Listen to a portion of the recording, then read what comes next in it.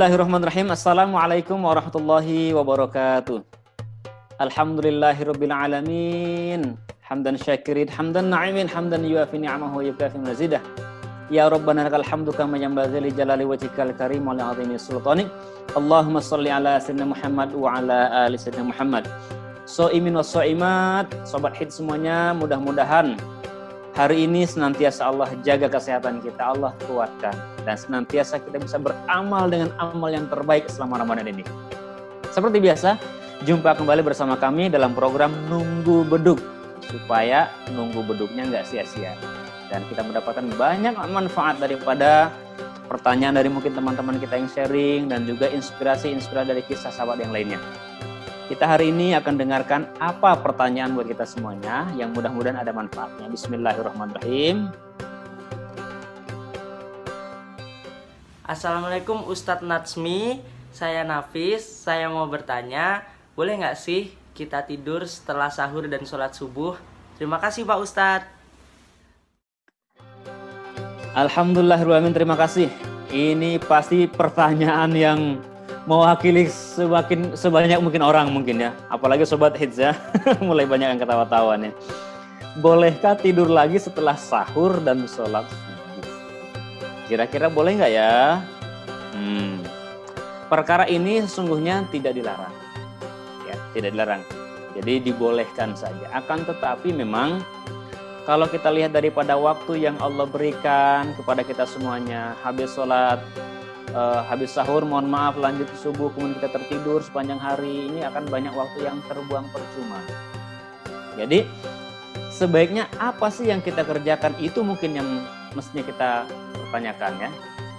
Tapi kan kalau cuma sekedar sebelum berangkat ke kantor tidur lagi, ya boleh-boleh saja, tidak apa-apa. Justru yang kita lihat dari sudut pandang kesehatan yang menjadikan kita harus waspada dan hati-hati.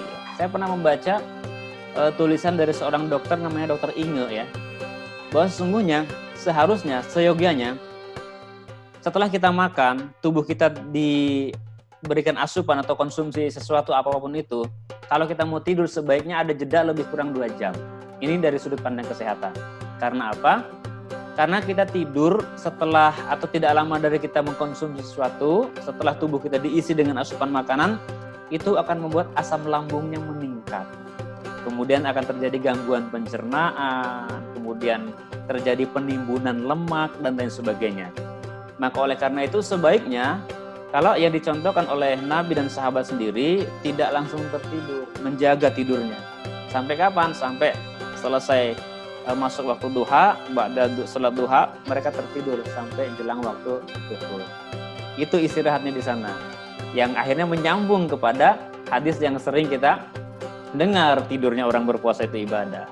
Jadi yuk kita berpikir sesuatu yang sifatnya positif, sesuatu yang sifatnya bergerak. Karena puasa itu sendiri kan menahan. Ada 2 sesungguhnya, ada menahan, ada mendorong. As-shaumu ay al-imsak, puasa itu menahan. Menahan dari apa? Anil mubtilat, dari yang membatalkan. Akan tetapi ada yang didorong. Apa yang didorong? Itu kebaikan-kebaikan. Kita menahan dari perbuatan maksiat, menahan diri dari yang membatalkan, menahan diri dari perbuatan dosa, tapi mendorong perbuatan-perbuatan mulia. Ya, jadi puasa ada dua fungsi ya, menahan dari keburukan, tapi mendorong kebaikan. Kalau kita lihat sejarah Nabi Muhammad SAW bersama para sahabat, ketika puasa itu bahkan tahun kedua Hijriah, itu perang yang luar biasa, namanya Perang Badar. Perang antara hidup dan matinya kaum muslimin. Perang antara jaya atau hancurnya Islam. Itu pertama kali namanya Perang Badar. Perang yang orang Islamnya hanya lebih kurang 313-an, ada mengatakan 315, melawan ribuan. Itu terjadi di bulan Ramadan. Coba, kalau diisi dengan tidur para sahabat saat itu, Islam tidak akan jaya. Tidak akan sampai kepada kita. Apalagi Perang Khandaq. Apalagi peristiwa Fathul Makkah. Nabi Muhammad bersama puluhan ribu datang ke tanah kota Mekah, menghancurkan berhala-berhala di sekitaran Ka'bah. Itu terjadi di bulan Ramadan. Artinya apa?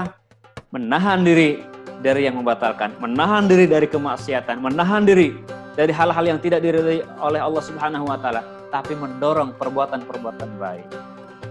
Dimanapun bisa kita lakukan.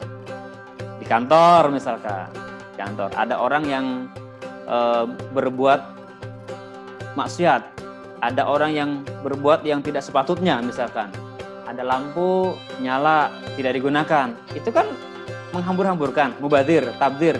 Puasa kita lah mematikan tombol lampunya. Agar apa? Agar lampu yang tidak ada manfaatnya betul-betul hilang ke sifat kemubazirannya.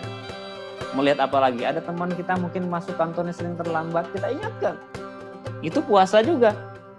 Jadi puasa bukan cuma sekedar menahan, tapi mendorong. Menahan dari yang buruk, mendorong yang sifatnya baik. Kemudian juga peristiwa kemerdekaan.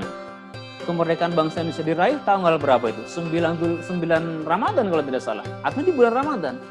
Bayangkan kalau pejuang-pejuang kita dahulu tidur aja, habis sholat subuhnya tidur lagi, boleh jadi mungkin Indonesia belum bangkit seperti sekarang.